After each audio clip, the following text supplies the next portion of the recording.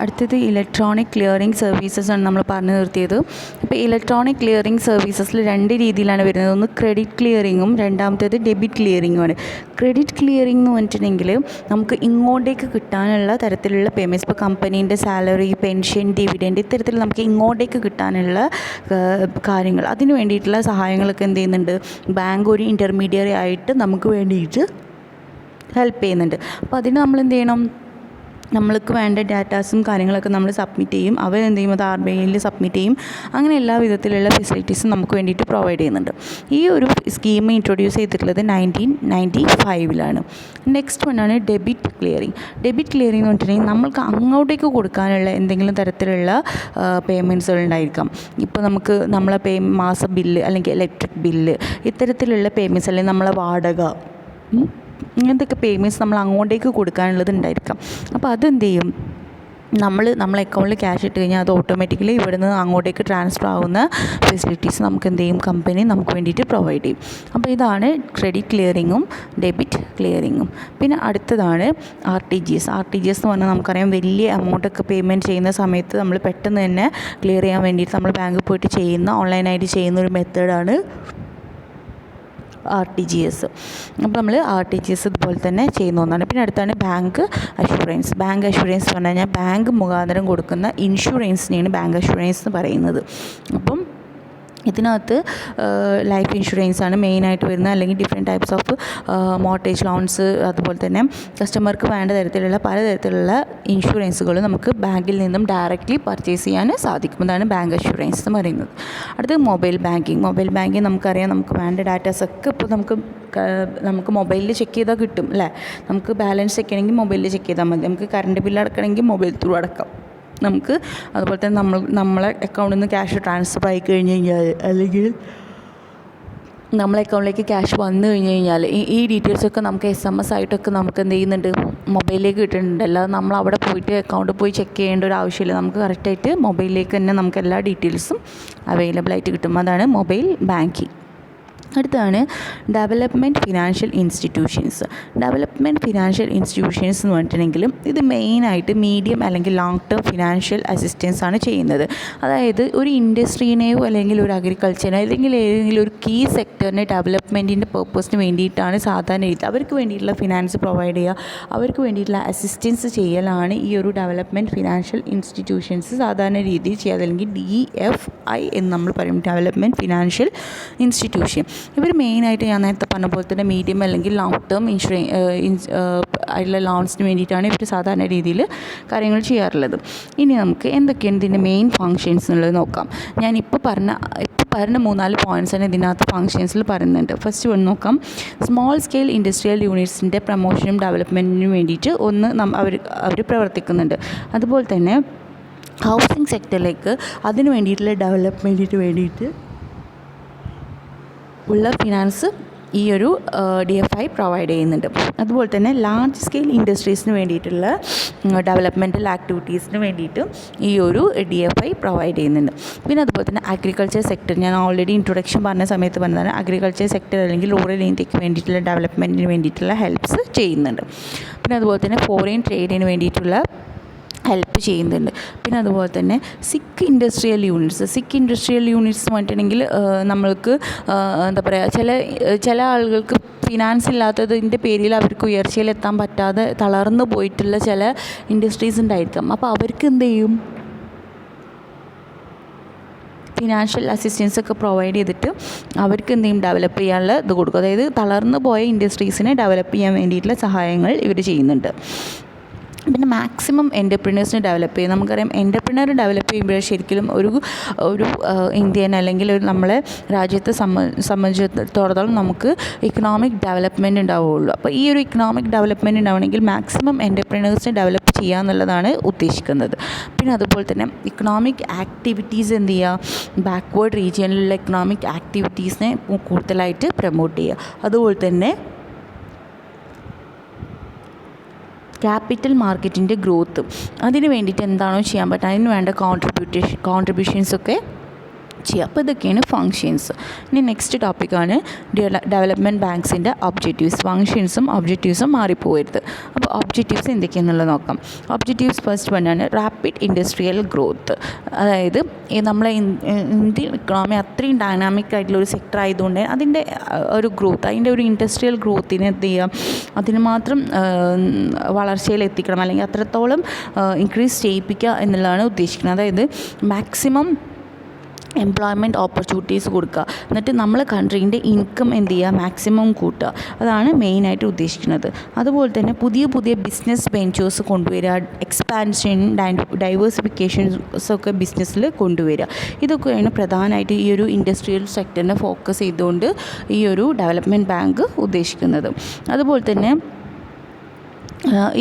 ഈ ഒരു fund utilise ചെയ്യുമ്പം പലതരത്തിലുള്ള ഒബ്ജക്റ്റീവ്സ് നമുക്ക് അച്ചീവ് ചെയ്യാൻ സാധിക്കും. അതായത് ഇൻഡസ്ട്രീസിന് അല്ലെങ്കിൽ എക്കണോമിക് ഗ്രോത്ത് ആക്സിലറേറ്റ് ചെയ്യാനും, അതുപോലെ തന്നെ ഡെവലപ്മെൻറ്റ് ബാങ്ക് ശരിക്കും ഇൻഡസ്ട്രിയലൈസേഷൻ, ഒരു കൺട്രീൻ്റെ ഇൻഡസ്ട്രിയലൈസേഷൻ, അല്ലെങ്കിൽ ഞാൻ നേരത്തെ പറഞ്ഞ പോലെ ഒരു എൻ്റർപ്രണറിയൽ ആക്ടിവിറ്റീസിനെ, ഓരോ എൻ്റർപ്രണേഴ്സിനെ വാർത്തെടുക്കാനും ഈ ഒരു ഡെവലപ്മെൻറ്റ് ബാങ്ക്സ് അത്രത്തോളം ഹെൽപ്പ് ചെയ്യുന്നുണ്ട്. രണ്ടാമത്തേതാണ് എൻകറേജിങ് എൻ്റർപ്രണേഴ്സിനെ എൻകറേജ് ചെയ്യുക. അതും നമ്മൾ നേരത്തെ പറഞ്ഞത് തന്നെ മാക്സിമം എന്ത് ചെയ്യുക, എക്കണോമിക് അല്ലെങ്കിൽ സോഷ്യൽ പ്രോബ്ലംസൊക്കെ സ്വാഭാവികമായിട്ടും ആ ഒരു എക്കണോമിക് പ്രോഗ്രസ് വരുന്ന സമയത്ത് ഉണ്ടായിരിക്കാം. പക്ഷേ ആ ഒരു സമയത്തൊക്കെ ആ എൻ്റർപ്രണേഴ്സിന് വേണ്ട രീതിയിലുള്ള ഐഡിയാസൊക്കെ കൊടുത്ത് അവരെ മാക്സിമം ഷേപ്പ് ചെയ്തെടുക്കുക, നല്ലൊരു എൻ്റർപ്രണർ ആക്കിയെടുക്കാൻ വേണ്ടിയിട്ട് ഷേപ്പ് ചെയ്തെടുക്കുക. അതിന് വേണ്ടിയിട്ട് ഗവൺമെൻറ് തന്നെ പലതരത്തിലുള്ള ഇൻഡസ്ട്രിയൽ ഡെവലപ്മെൻറ്റ് പ്രോഗ്രാംസും കാര്യങ്ങളൊക്കെ ചെയ്യുന്നുണ്ട്. അങ്ങനെ മാക്സിമം അവരെ മോട്ടിവേറ്റ് ചെയ്തുകൊണ്ട് ഇൻഡസ്ട്രിയൽ പ്രോഗ്രാംസൊക്കെ കണ്ടക്ട് ചെയ്യുകയാണ് ചെയ്യുന്നത്. അടുത്താണ് balanced regional development. Balanced regional development എന്ന് പറഞ്ഞു കഴിഞ്ഞാൽ ഇതുപോലെ തന്നെ എല്ലാ സ്ഥലങ്ങളും ഒരുപോലെ ഡെവലപ്പാക്കി കൊണ്ടുവരിക. അതായത് ബാക്ക്വേർഡ് ഏരിയാസൊക്കെ ഉണ്ടെങ്കിൽ അവർക്ക് കൂടുതൽ പ്രോഗ്രാംസും കാര്യങ്ങളൊക്കെ കൊടുത്ത് അവർക്ക് മാക്സിമം ഫണ്ടൊക്കെ കൊടുത്ത്, ഇപ്പോൾ നമുക്കറിയാം ഈ കുടുംബശ്രീ യൂണിറ്റൊക്കെ ഉണ്ട്, എന്നിട്ട് അവർക്കൊക്കെ എന്ത് ചെയ്യണം, മാക്സിമം ഫണ്ട്സൊക്കെ കൊടുക്കുകയാണ് ചെയ്യുന്നത്.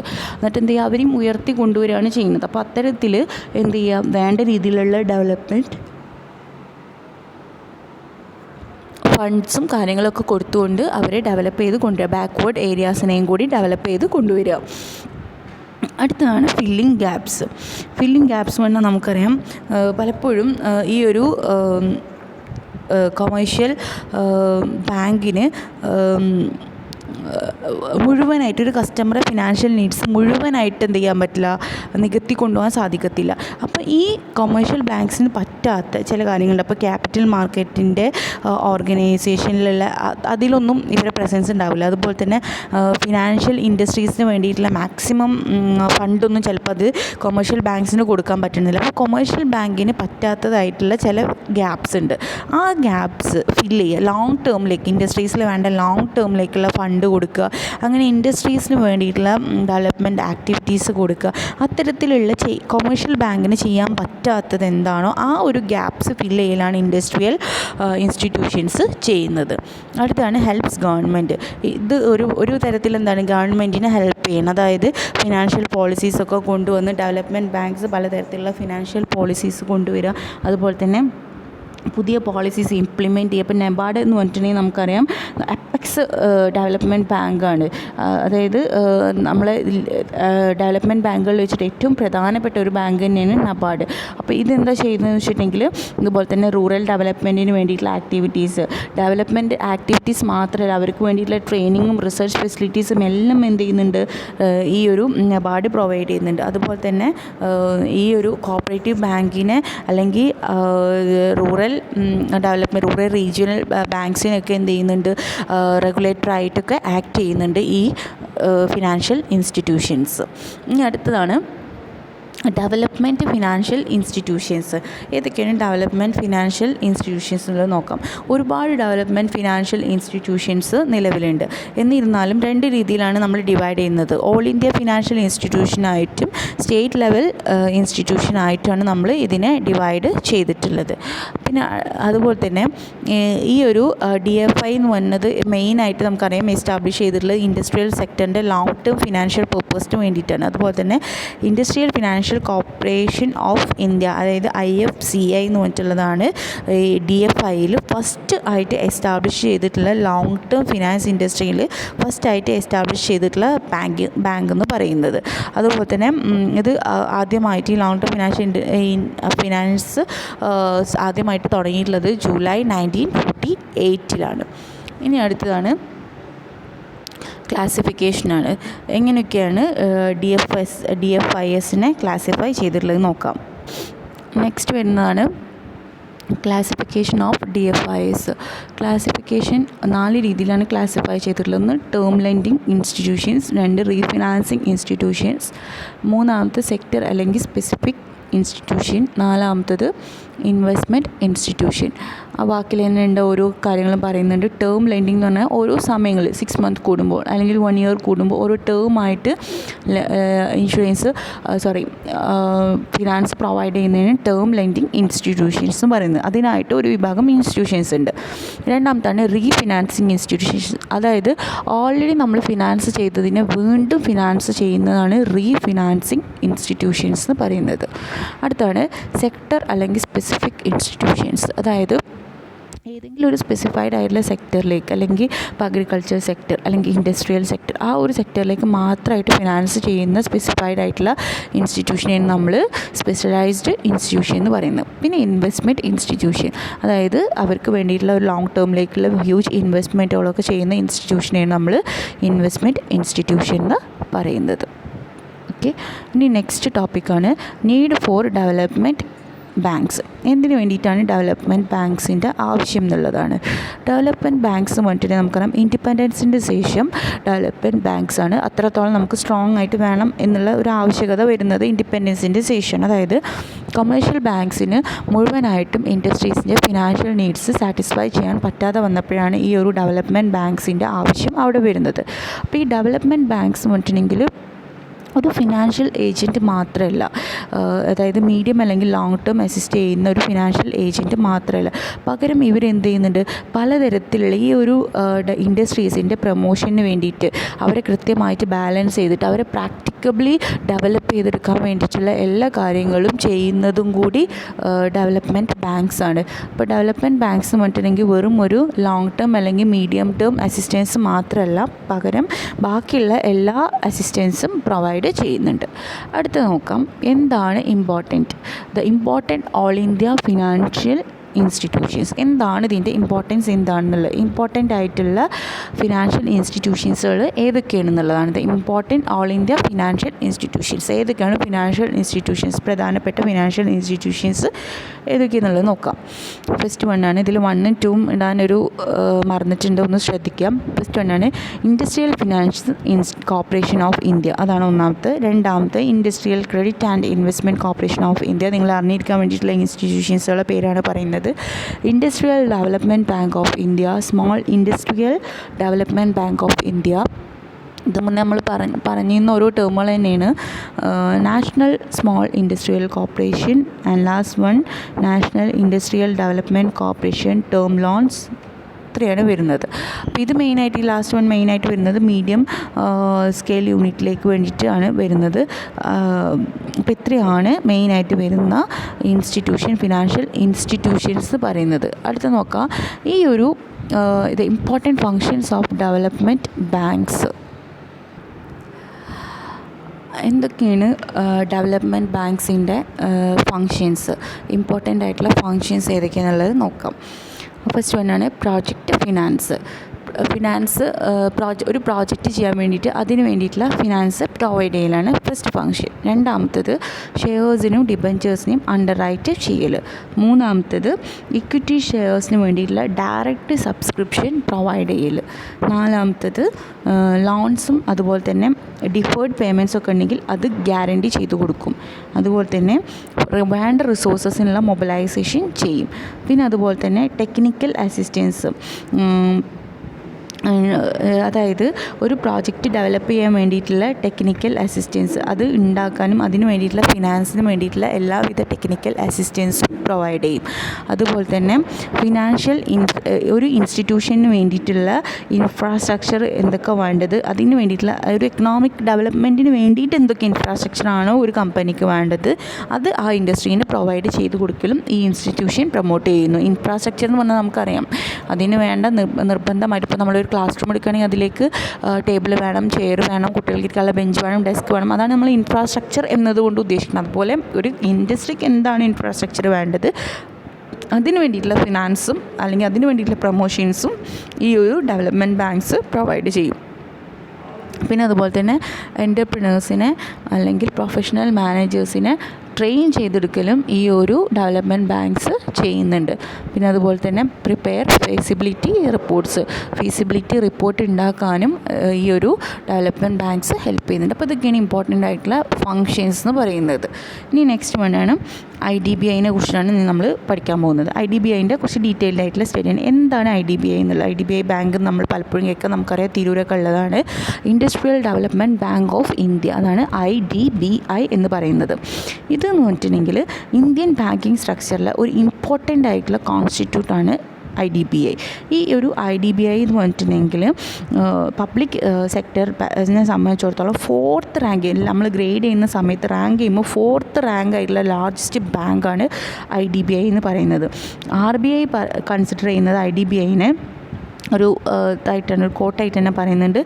Other public sector formed to catalyze the development of diversified and efficient industrial structure in the country in the line with the national priorities. നമുക്ക് വേണ്ട നാഷണൽ പ്രയോറിറ്റീസ് ഒക്കെ ഉൾപ്പെടുത്തിക്കൊണ്ട് മറ്റ് ബാങ്കുകളിനേക്കാളും അത്രയും ഇൻഡസ്ട്രീസിൻ്റെ സ്ട്രക്ചറിനെ ഡെവലപ്പ് ചെയ്യാൻ വേണ്ടിയിട്ട് ഹെൽപ്പ് ചെയ്യുന്ന ഒരു ബാങ്കാണ് IDBI എന്ന് പറയുന്നത്. അതുപോലെ തന്നെ IDBI ഒരു അപ്പെക്സ്, അതായത് റിസർവ് ബാങ്ക് കഴിഞ്ഞ് തൊട്ട് മുകളിലായിട്ട് വരുന്ന ബാങ്കുകളിൽ പെട്ട ബാങ്കുകൾ. ഇപ്പോൾ SBI ഇതൊക്കെ IDBI എന്നൊക്കെ പറയുന്നത് അപ്പെക്സ് ബാങ്ക്, അതായത് തൊട്ട് വെളിയിൽ വരുന്ന അത്രയും ഇമ്പോർട്ടൻ്റ് ആയിട്ടുള്ള ബാങ്കുകളാണ് ഈ ഒരു IDBI എന്ന് പറയുന്നത്. അതുപോലെ തന്നെ IDBI എന്ന് പറഞ്ഞിട്ടുണ്ടെങ്കിൽ റിസർവ് ബാങ്ക് ഡീലിങ്ക് ചെയ്തിട്ടുള്ളതാണ്. 16th February 1976 അത് ഡീലിങ്ക് ചെയ്തിട്ടുള്ളത്.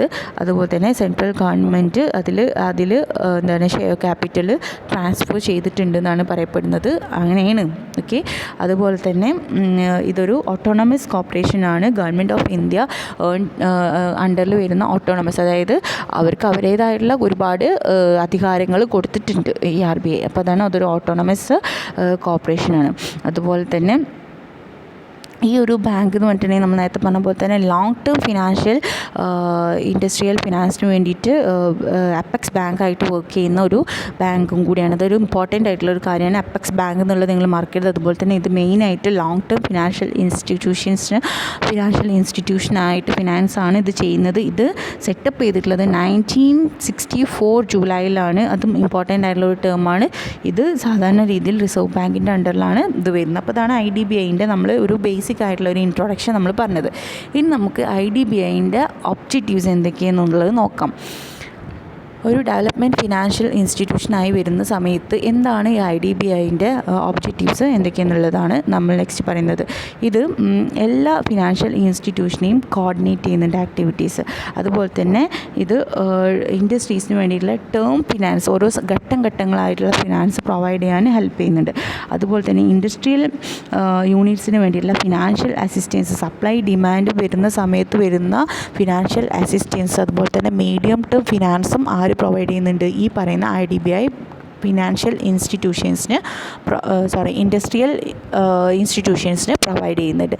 അതുപോലെ തന്നെ ടെക്നിക്കലായിട്ടും അഡ്മിനിസ്ട്രേറ്റീവായിട്ടുള്ള അസിസ്റ്റൻസ്, അതായത് ഇപ്പോൾ ഒരു സ്ഥാപനം വളർന്നു വരാൻ ഉദ്ദേശിക്കുന്നുണ്ട്, അവർ എക്സ്പാൻഡ് ചെയ്യാൻ ഉദ്ദേശിക്കുന്നുണ്ടെങ്കിൽ അവർക്ക് അതുമായി ബന്ധപ്പെട്ട് എന്തെങ്കിലും സംശയങ്ങൾ അല്ലെങ്കിൽ ടെക്നിക്കൽ വശങ്ങളെക്കുറിച്ച് അറിയണം, അല്ലെങ്കിൽ അഡ്മിനിസ്ട്രേറ്റീവ് വശങ്ങളെക്കുറിച്ച് അറിയണമെന്നുണ്ടെങ്കിൽ അതിന് വേണ്ടിയിട്ടുള്ള സഹകരണങ്ങളും ഈ ഒരു IDBI ചെയ്തു കൊടുക്കുന്നുണ്ട്. അതുപോലെ തന്നെ ഈ ഒരു ഇപ്പോൾ അവർ എക്സ്പാൻഡ് ചെയ്യുന്ന സമയത്ത് അവർ എക്സ്പാൻഡ് ചെയ്യാൻ ഉദ്ദേശിക്കുമ്പോൾ അവർക്ക് അറിയില്ല ഇത് എത്രത്തോളം മാർക്കറ്റിൽ അപ്ലിക്കബിൾ ആകുമെന്ന് അറിയില്ലെങ്കിൽ അതിന് വേണ്ടിയിട്ടുള്ള മാർക്കറ്റിൽ വേണ്ടിയിട്ടുള്ള റിസർച്ചും കാര്യങ്ങളും നടത്താൻ നടത്താനും അതിന് വേണ്ടിയിട്ടുള്ള സർവീസ് നടത്താനും അതുപോലെ തന്നെ ടെക്നിക്കലായിട്ടും ഇക്കണോമിക്കലായിട്ടുള്ള സ്റ്റഡീസ് നടത്താനൊക്കെ വേണ്ടിയിട്ട് ഈ ഒരു IDBI ഹെൽപ്പ് ചെയ്യുന്നുണ്ട്.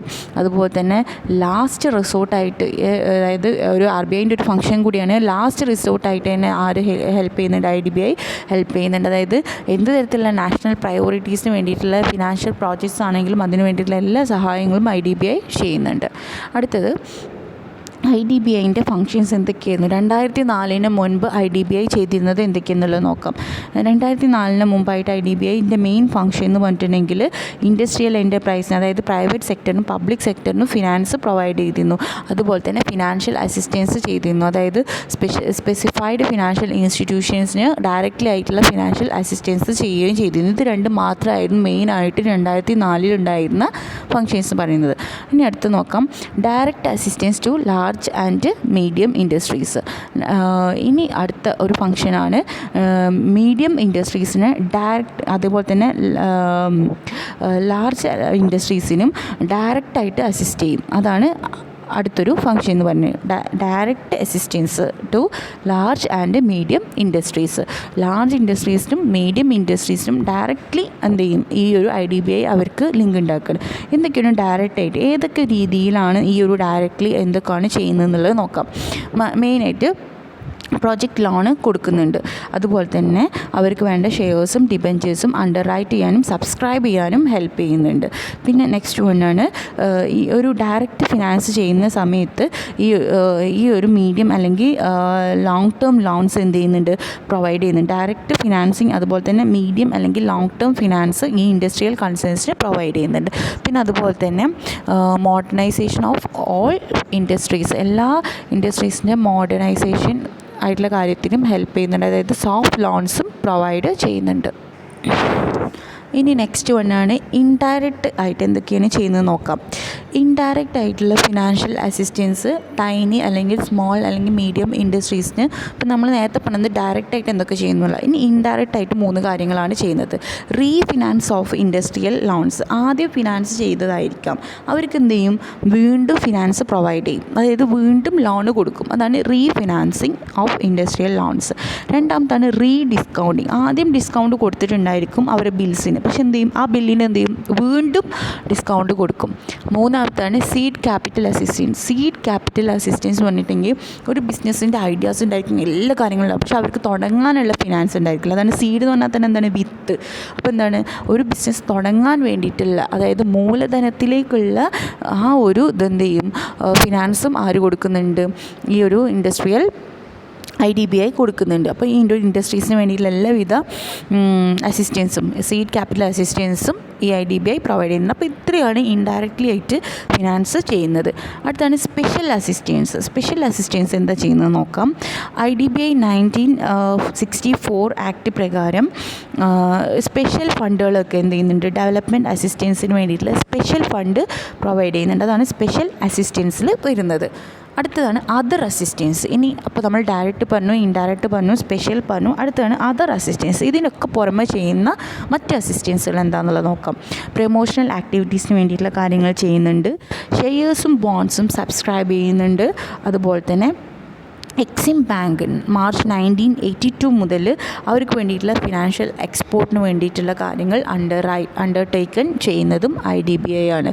അപ്പം ഇത്രയും എക്സിം എന്ന് പറഞ്ഞാൽ നമുക്കറിയാം എക്സ്പോർട്ട് ഇമ്പോർട്ടാണ്. എക്സിം എന്ന് പറഞ്ഞാൽ EX means export, IM means import. അതാണ് എക്സിം എന്നുള്ള ബാങ്ക്, എക്സിം ബാങ്കിൻ്റെ ഫുൾ ഫോം അതാണ്. അപ്പോൾ ഇത്രയാണ് IDBIൻ്റെ അസിസ്റ്റൻസുകളെ കുറിച്ച് പറഞ്ഞത്. ഇനി അടുത്തത് IDBIൻ്റെ സബ്സിഡിയറീസ് എന്തൊക്കെയാണെന്നുള്ളത് നോക്കാം. IDBIൻ്റെ സബ്സിഡിയറീസാണ് IDBI ക്യാപിറ്റൽ മാർക്കറ്റ് സർവീസ് ചെയ്യുന്നുണ്ട്, IDBI ഹോം ഫിനാൻസ് ചെയ്യുന്നുണ്ട്, IDBI ഇൻടെക് ലിമിറ്റഡ് ഉണ്ട്, IDBI ഗിൽസ് ലിമിറ്റഡ് ഉണ്ട്, IDBI അസറ്റ് മാനേജ്മെൻറ്റ് ലിമിറ്റഡ് ഉണ്ട്, IDBIൻ്റെ MF ട്രസ്റ്റി കമ്പനി ലിമിറ്റഡ് ഉണ്ട്, IDBIൻ്റെ ട്രസ്റ്റിഷിപ്പ് സർവീസ് ലിമിറ്റഡ് ഉണ്ട്, IDBIൻ്റെ federal life insurance company limited ഉണ്ട്. ഇത്രയും സബ്സിഡിയറീസും കൂടി IDBIന് നിലവിലുണ്ട്. അപ്പോൾ ഇത്രയാണ് IDBIനെ കുറിച്ച് പറയാനുള്ളത്. ഇനി നമുക്ക് നെക്സ്റ്റ് ക്ലാസ്സിൽ നെക്സ്റ്റ് ടോപ്പിക് എടുക്കാം. Okay, thank you.